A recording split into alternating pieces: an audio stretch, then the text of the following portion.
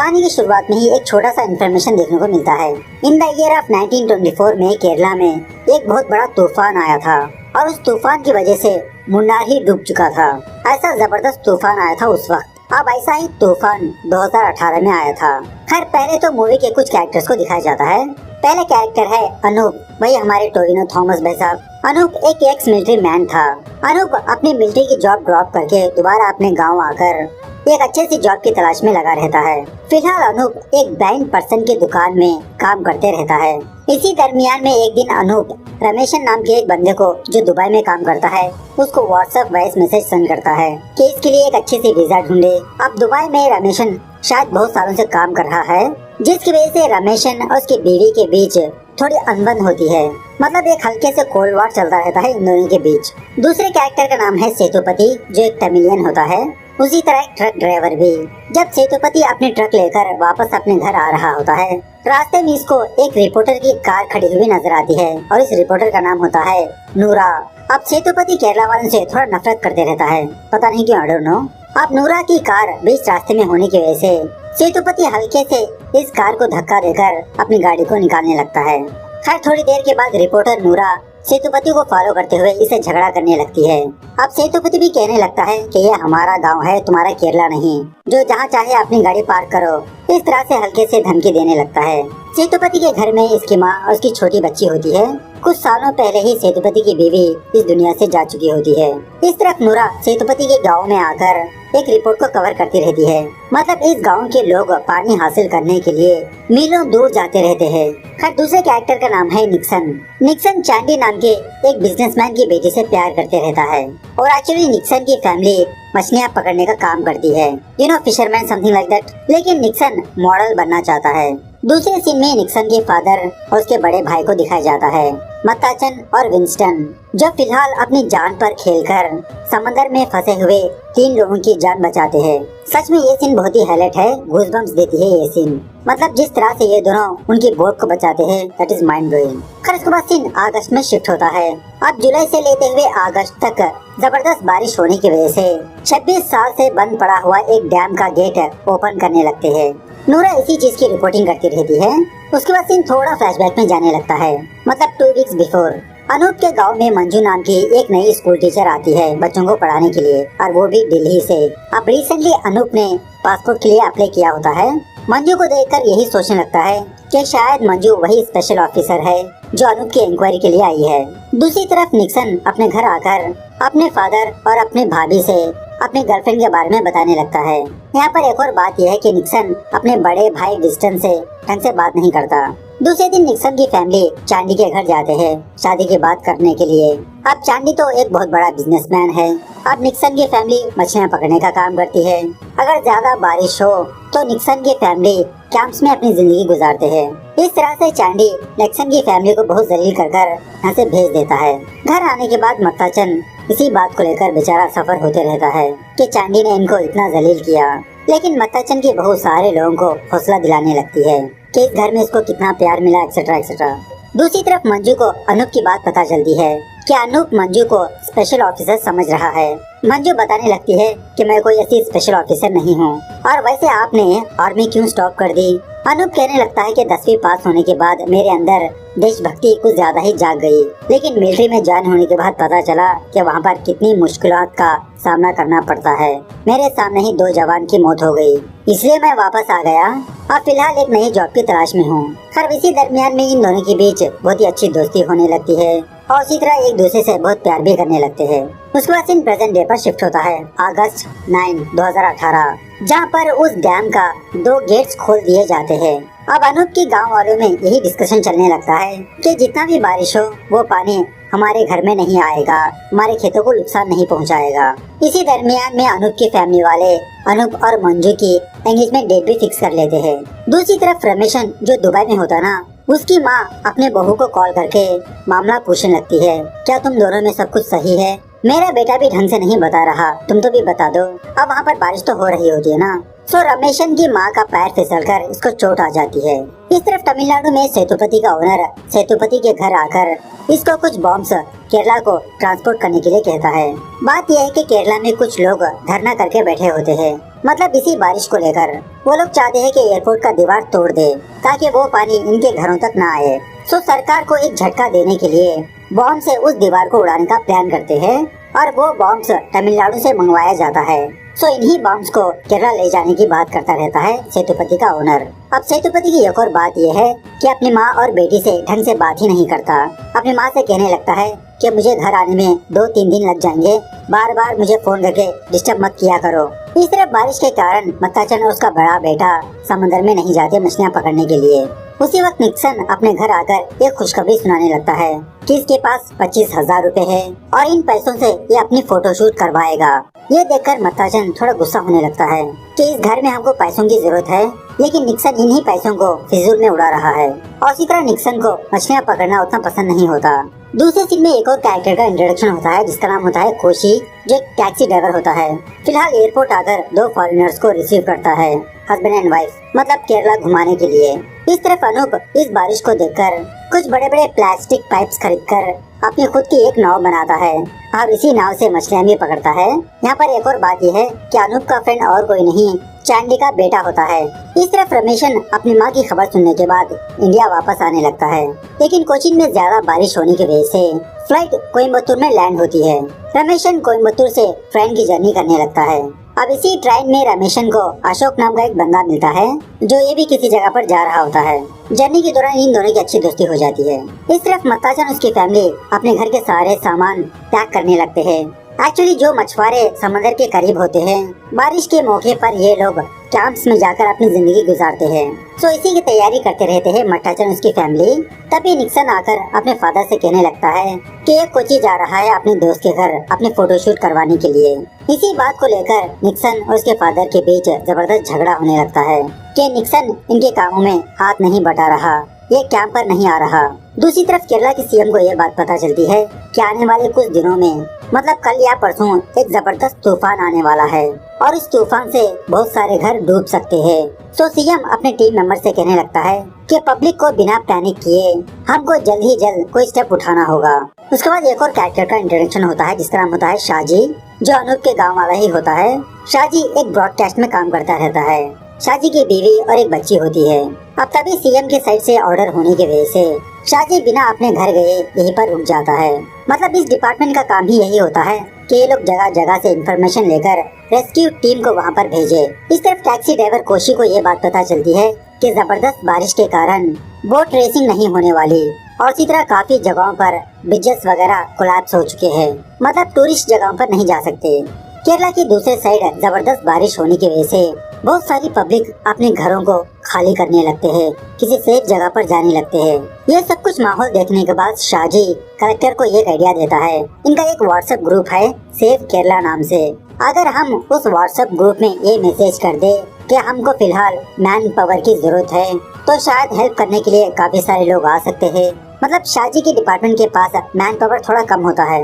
अब ये मैसेज काफी सारे जॉब होल्डर्स स्टूडेंट्स के पास जाने की वजह से बहुत सारे लोग हेल्प करने के लिए शाहजी के ऑफिस के पास आते हैं।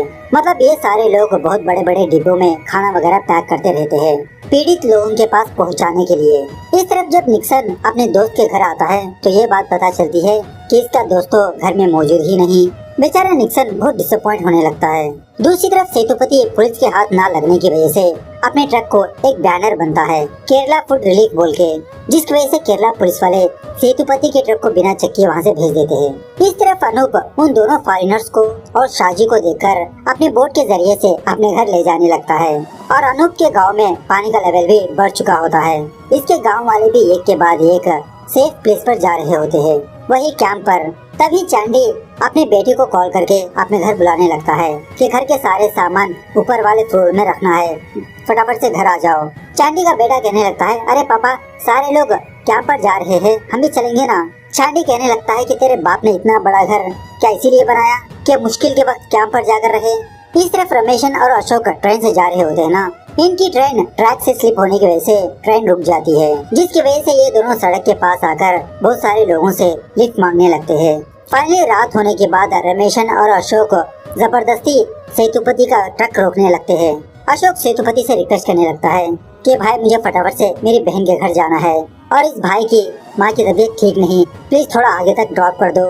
सो सेतुपति इन दोनों को अपने ट्रक में बिठाकर ले जाने लगता है। इस तरफ अनूप जितने लोगों को हो सके उतने लोगों को अपने प्लास्टिक बोट के जरिए से कैंप पर ले जाते रहता है। इन्हीं में से एक प्रेग्नेंट लेडी भी होती है। सो धीरे धीरे काफी सारे लोग अपने घरों को खाली करते रहते हैं। At the same time collector के साइड से ऑर्डर आने की वजह से उस डैम का एक और गेट ओपन कर दिया जाता है। लेकिन शॉकिंग बात यह है कि उस गेट के पास एक बहुत बड़ा पेड़ आकर अटक जाता है, जिसकी वजह से पानी फ्लो नहीं होता, गांव की तरफ बहने लगता है। सो गांव में इतना पानी आ जाता है, आधे घर डूब ही जाते हैं।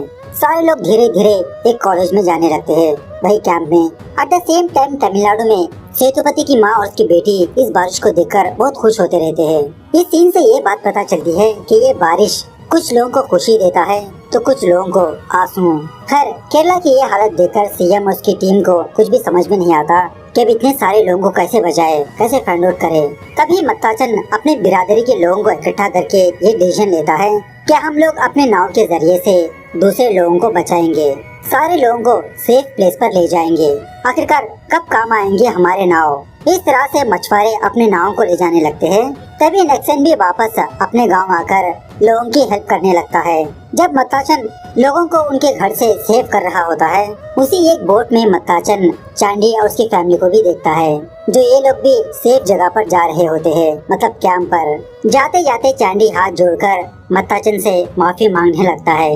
मतलब चांडी ने जिस नाव को लेकर ललकारा था, अब चांडी की फैमिली उसी नाव में बैठकर सेफ जगह पर जा रहे हैं। इस तरफ अशोक किसी जगह पर उतर जाता है। उसके बाद रमेशन सेतुपति से उसका फोन लेकर अपनी माँ को कॉल करने लगता है, अपनी माँ का हालचाल पूछने के लिए, क्योंकि इसका फोन स्विच ऑफ हो चुका होता है। सेतुपति इस चीज को देखकर शॉक में रह जाता है कि किस तरह से रमेशन अपनी माँ को प्यार से बात कर रहा है। उसके बाद ये दोनों किसी होटल में आते हैं खाना वाना खाने के लिए। उसी होटल की टीवी में ये दोनों केरला की हालत को देखने लगते हैं कि किस तरह से लोग बेघर हो चुके हैं। ये चीज देखकर सेतुपति अपने ट्रक में से जो एक्सप्लोसिव्स है ना, बॉम्ब्स वगैरह, उन सारे बक्सों को पानी में फेंक देता है। इस तरफ अनूप के गांव में एक बंदा अपने ऑटो में कुछ लोगों को सेफ जगह पर ले जाते रहता है। अब इसी गांव में वो ब्लाइंड पर्सन होता है ना, ऑटो वाला बंदा कहने लगता है कि तुम यहीं पर रुको, एक और गाड़ी आएगी तुमको लेने के लिए। अब बेचारे इस ब्लाइंड पर्सन को नहीं पता होता कि कितनी बारिश हो रही है, कहाँ तक पानी आया हुआ है। अपने घर के बाहर ही वेट करते रहता है। इस तरफ ब्रॉडकास्ट में शाजी एक हेलीकॉप्टर को अपने गांव भिजवाने लगता है, क्योंकि वहाँ पर एक प्रेग्नेंट लेडी होती है। इस तरफ एक प्रेग्नेंट लेडी बेचारी दर्द के मारे तड़पती रहती है। फाइनली कुछ देर के बाद एक हेलीकॉप्टर अनूप के गाँव आने लगती है, लेकिन ये हेलीकॉप्टर वाले बंदे कैंप कहाँ पर लगा हुआ है ये पहचान नहीं पाते, क्योंकि चारों तरफ अंधेरा पानी। ये चीज देखकर अनूप एक जबरदस्त आइडिया लगाता है। कुछ टॉर्चलाइट्स इकट्ठा करके एक पेड़ चढ़कर उस हेलीकॉप्टर की तरफ इशारा करने लगता है। फाइनली वो हेलीकॉप्टर इन लोगों को फाइंड आउट कर लेती है, लेकिन लैंडिंग करने के लिए ढंग की जगह नहीं होती। लेकिन दोबारा अनूप अपने दिमाग का इस्तेमाल करते हुए उन पायलट से थोड़ा कम्युनिकेशन करके प्रेग्नेंट लेडी के बारे में बताने पर वो लोग एक रस्सी के जरिए से उस प्रेग्नेंट लेडी को हेलीकॉप्टर में ले लेते हैं हॉस्पिटल पहुंचाने के लिए। यहाँ पर बात यह है कि एक्चुअली अनूप एक बहुत ही साहस का काम करता है, और इसी तरह अनूप उस प्रेग्नेंट औरत की बच्ची को भी उस हेलीकॉप्टर में पहुंचाता है, उसके गांव के पास ड्रॉप करता है। लेकिन जब रमेशन अपनी कोई चीज ट्रक में ही भूल कर जा रहा होता है, सेतुपति इसको आवाज लगाते हुए पूछने लगता है कि तुम अपनी चीज यहीं पर भूल गए। रमेशन कहने लगता है कि वो तुम्हारी बेटी के लिए ही है। इस बक्से को ओपन करने पर इस बक्से में एक छोटी सी गुड़िया होती है। सेतुपति ने आज तक अपनी बेटी के लिए ऐसा कोई खिलौना मंगवाया नहीं था। सेतुपति अपनी माँ और बेटी को फोन करके उनके हालचाल के बारे में पूछने लगता है। सेतुपति की बेटी भी अपने पापा से फोन में बात करने पर ये बहुत खुश होने लगती है। सेतुपति ने अपनी बेटी से आज तक प्यार से बात ही नहीं की। दूसरे सीन में वर्गीस नाम के एक बंदे की फैमिली को दिखाया जाता है। एक्चुअली वर्गीस का बेटा थोड़ा अबनॉर्मल होता है। जब मियाँ बीवी अपने बेटे की केयरिंग कर रहे होते हैं, अचानक से इनके घर में पानी घुस जाता है। जब वर्गीस अपने घर से बाहर जाने की कोशिश करने लगता है, तो घर के गेट के ऊपर पेड़ गिरने की वजह से गेट ओपन ही नहीं होता, जिसकी वजह से ये तीनों अपने घर में फंसकर रह जाते हैं, और ऊपर से अनूप को फोन भी नहीं लग रहा होता। इस तरफ मत्ताचन अपने बेटे निक्सन को देखकर बहुत प्राउड फील करने लगता है। सोचने लगता है कि खामखा मैंने अपने बेटे को बुरा भला कहा। फिलहाल निक्सन एक बंदे के साथ मिलकर एक लड़की को बचाने के लिए उसके घर जाते रहता है। वो लड़की अपने घर के पास बैठकर रो रही होती है क्योंकि इस लड़की के सारे सर्टिफिकेट्स इसके घर में फंसे हुए हैं। अब ये लड़की बेचारी घर के अंदर नहीं जा सकती, घर में बहुत सारा पानी भरा पड़ा है। तो इस लड़की की तकलीफ को देखकर निक्सन उस घर के अंदर जाने लगता है सर्टिफिकेट्स हासिल करने के लिए। सर्टिफिकेट्स निकालने के लिए जब निक्सन अलमारी ओपन करता है तो उस अलमारी में सर्टिफिकेट्स के ऊपर सांप बैठा होता है, लेकिन निक्सन बिना उस सांप को नुकसान पहुंचाए सर्टिफिकेट्स हासिल करके उस लड़की को लाकर दे देता है। इस तरफ कैंप में कोशी और वो दो फॉरेनर्स जम के काम करते रहते हैं। उसी वक्त मंजू से अनूप को यह बात पता चलती है कि कैंप में वर्गीस की फैमिली नहीं है। इस तरफ बेचारा वर्गीस अपने ऊपर की छत तोड़ते रहता है बाहर निकलने के लिए। इस तरफ जब मत्ताचन स्कूल में काम कर रहा होता है, इसके ऊपर दीवार गिरकर इसकी मौत हो जाती है। इस तरफ ब्रॉडकास्ट में शाजी को अपने गांव के बारे में पता चलता है। टीवी में ये देखता है कि इसका घर पानी में बहते जा रहा है और उसी तरह शाजी की बीवी और बेटी का कुछ भी पता नहीं, उनका फोन भी नहीं लग रहा होता। ये न्यूज देखकर बेचारा शाजी टूट के बिखर जाता है। इस तरफ अनूप के गांव में एक और बंदा रोते हुए निक्सन और विंस्टन के पास आकर इनसे रिक्वेस्ट करने लगता है कि इसके भाई की फैमिली किसी जगह पर फंसी हुई है, इनका घर मिट्टी में धंस चुका है। निक्सन और विंस्टन ऑलरेडी अपने फादर की डेथ पर बहुत दुखी होते हैं, लेकिन इसके बावजूद भी कुछ लोग इस बंदे के साथ जाने लगते हैं इसके भाई की फैमिली को ढूंढने के लिए। यहाँ आने के बाद पता चलता है कि यहाँ पर घर का नामो निशान तक नहीं, मतलब किसी जगह पर धंस चुका होता है। उस बंदे का भाई, उसकी बीवी, उसके दो बच्चे बहुत रो रहे होते हैं। समझ में नहीं आता कि इस घर से बाहर कैसे जाए, कौन इनको बचाएगा। ये सीन भी बहुत ही मस्त और इमोशनल है।